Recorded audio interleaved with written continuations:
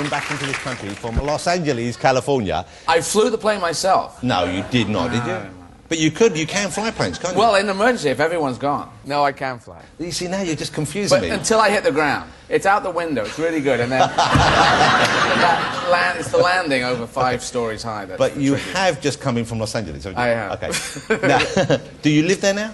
Well, no, I'm based there. I live here. Okay, but when you say you're based and you live here, how much time do you spend there and how much time do you spend here? 72 hours every 3 minutes. Well, I'm doing this drama. It's a drama called The Riches out there, and so I have to be there doing it. Like Hugh Laurie's doing House, and I'm doing... Well, this is what I was going to ask you. It seems to be like they're having a bit of an invasion of Brits there, because Hugh Laurie, that's a huge hit, House, isn't it? Yeah. And Riches, I believe, has been very well received. You're doing a second series, so that's a hit as well. Yeah, it's just great. It's what I wanted to do. It's a drama with a slight hint of comedy, like those Dulux paints. Okay. So like the one that's white with a bit of apple blossom. Exactly. Which is my favourite. There you are with the lovely Minnie Driver. You went together. What's it actually about? It's about a group of travellers, American Irish travellers. It's like Bonnie and Clyde had a family, and they decided to steal the American dream this time. But it seems that this has been a project that you've been working on for some time before it actually happened. It took 2 years they developed the script, and they do a pilot, and then they go, do we want to do this? And then, so it was 2 years getting it into the space. But I have these, these 5-year starness plans. So you had that blocked in. You thought, I want to go to America, try and get a hit series. Yeah. Which is easier said than done. Well, yeah, I wanted to, something, either get a film going, but I was trying to push into the drama thing. And if you hit in comedy, because comedy's sort of well known there in a cult way, and then if you're trying to go into drama, just like over here, people go, whoa, why are you doing that? You did that thing. It confuses people. I know, because you were doing that, and then you're just not doing it. But it has been a hit, hasn't it? I mean, it's been... Yeah, no, it was great. I love it. They seem to love it. The press wrote it up. I mean, because they said The Sopranos is on the way out, and now The Riches is coming in, and could it take over? Well, that's what a great thing to be compared to. Well, we designed it that way. This is what the head of the network was saying.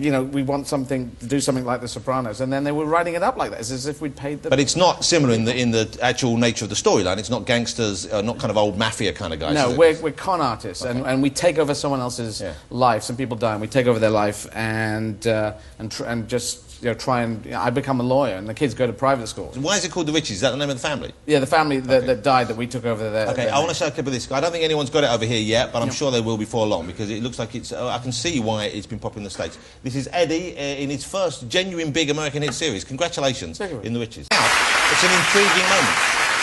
He's pretending to be a lawyer.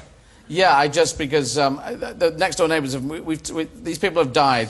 We've moved into their house, and then the next door neighbours come around, so I thought we'd better talk to them. And then this guy says, I gotta go and play golf, and then I go, oh, that's great, golf. And then my golf clubs, the dead guy's golf clubs come moving in, because the movers are moving stuff in.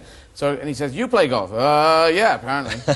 So I had to go and play golf. But you seem to know how to play the game in real life. Is that you doing a bloke taught me about 10 minutes before that shot. and that's why it's not a very elegant shot, but it was right up the fairway. Well, it's a good shot then. I know, it ruined my shoulder. But is it going to be coming over here? Does anyone have it for the UK television? It is there. Well, they're just talking to people now, so it's we'll see where that goes. So you spend a lot of time of the year over there, I guess, though. Yeah, you have to, because you shoot for about 5 months. So. Right.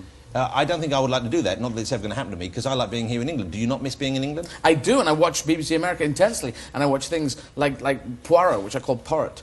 And, and Midsummer Murders. What's happening in that village? Is just everyone dying? How can that... Because the Sweeney... It's all the travellers going through, that's what it is, apparently. A lot of them are like that. Not all of them. But in the Sweeney, you believed it. That was in London, and they were going out, there was armed robbery every week, and you kind of believe it. And then Morse in Oxford, and you think, well, probably some stuff happens in a town. And then in a village, there's just piles of bodies. They're hacking and slashing. Well, you see, but you have to suspend disbelief. It's like Jonathan Creek, most magicians don't encounter that many murders. No. Okay? But if he hadn't, it would have been quite a dull show. It would have just been pick a card.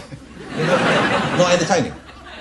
I understand, but so I do miss it. I yearn for green countryside. So if it takes off you even bigger way, would you? And you have to be over there permanently. Would you do that? Would you? I'll never be there permanently. I'll never be anywhere permanently. Well, you've always been. You yourself are a bit of a gypsy in that respect, aren't you? Well, I was born in Yemen, yeah. So I've always sort of moved about, and then lived in Northern Ireland, lived in Wales. See, when you say born in Yemen, I have to stop and think. It sounds like you've made that place up, of course. But where is that? It's in the Middle East somewhere, isn't it? No, I made it up. Where? Is it in Turkey? It's somewhere near Turkey, isn't it? Yeah, Turkey. Yeah. Is it in Turkey? Well, you get the lights at Turkey, and you turn right. But no, but seriously, you go down. I'm happy in my ignorance. Most people, you don't know where Yemen is, do you? No, you don't. Don't even pretend you do. Saudi Arabia, bottom of Saudi Arabia, there are two countries holding up that big boot down there, and there's Yemen on one side. No, the boot is Italy. No, but there's a bigger boot. Isn't there a boot in Saudi Arabia? No, there's no boot. Isn't there a boot? Yes, each of them geography people. Some cartographers. Saudi Arabia. So, in the boot, where in the boot did you live? I lived in the heel of the boot. Okay. How long were you living in the heel of the boot? 1 year, but I made it sound like a million years. Well, no, it's just, it's great. It's on my passport, and the Americans go crazy because you were born there, and your name is Izzard, and it's got 2 Z's like in Jazeera, Al Jazeera, and God, and you're a transvestite. Hit him, hit him. In fact, because I've been through immigration wearing a dress, and no, hold on. You can't use that as part of a story. That's the whole story right there. No, stay with it.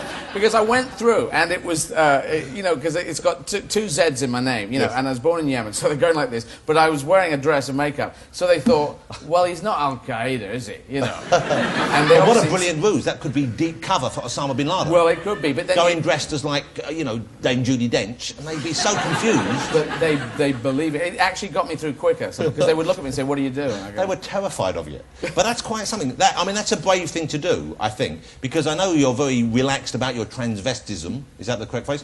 And yet to go through on a flight and know you've got to go through customs, you must have thought, okay, this might cause a bit of a problem.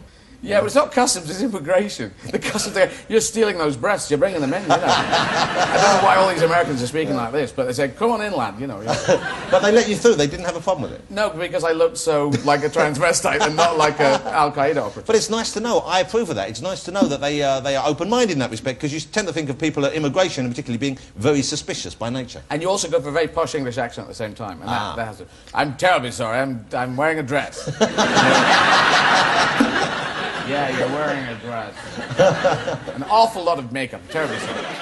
Now, I'm excited about the fact that you're going to be in a big summer movie as well, in Ocean's 13. Yes, you had a problem with Ocean's 12, didn't you? I didn't like Ocean's 12 at all. I thought it was indulgent nonsense. Right. It wasn't your fault. Right. Well, I was only in 2 scenes. It's not my fault. Well, I'm not blaming you for it, Eddie, but you had to raise it, and so I thought I'd deal with it. Okay.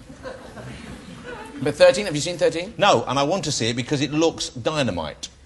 Well, you see, interestingly, I had two scenes. Steven Soderbergh said, "Come back." I had this very small role in this thing, and then he said, "Oh, we're going to do some extra shooting," and you come back, you've got another scene, and it was 10.5 pages, which is just hours worth of scene. Yeah. I don't know if it's still in, but it was just me, Brad, and George. Oh, listen to that. No. What a great thing. No, that's not a weird thing. Now, if you're ever doing a scene with Brad and George, the camera stays on them. I've got all this dialogue, and I'm wandering around, and I'm doing this stuff, saying, I'm playing an English guy, so and I know what you're saying. I'm like talking about this, and the camera's just on George, so I'm going, yeah, I know what you mean. The camera goes back, and even there was a point where Brad's sitting over there, and I went, yeah, I know what you mean, Brad, because the camera's over there. And I learnt to just dance around this bloody camera. They're very good-looking fellas, of course. It's a pain in the ass for me, because I'm often confused for Brad when I'm on holiday and stuff, and I find it quite tiresome. It must be the tie. It's the six-pack. That you're holding. Yeah. How great would it be?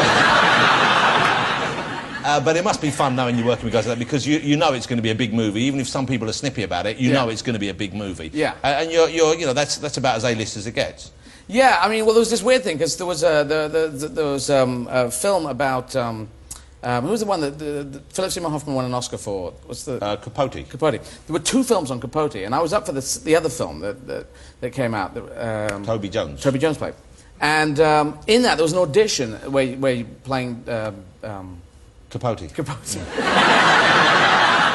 Thank Christ I do the film show, or she'd be dead in the water right now. And when he's playing Capote, he turns to the left and he says...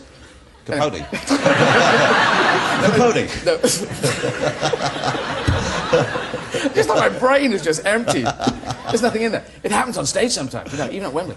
Anyway, so, but the point was, in that scene, there was a scene in the audition, and the role that I didn't get, where he was saying, I was down in Italy playing with Bogart and Bacall. Yeah, and all these other big stars, playing poker all night when he was doing this film. Yes. And that's the thing that gets him in the family and in the story. Society, yeah. And I didn't get this. I thought I was getting the role, then I didn't get the role. And then I went off down to Italy and started playing poker every night with Brad Pitt and...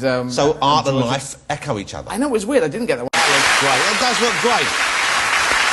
And you're in it a lot from the look of things. If they put you in the trailer, Eddie, how lovely to spend time with you. Great to see you again. Congratulations. I'm so thrilled that you're the success in the States that you deserve to be, but I hope we don't lose you to those Americans. No, I'm...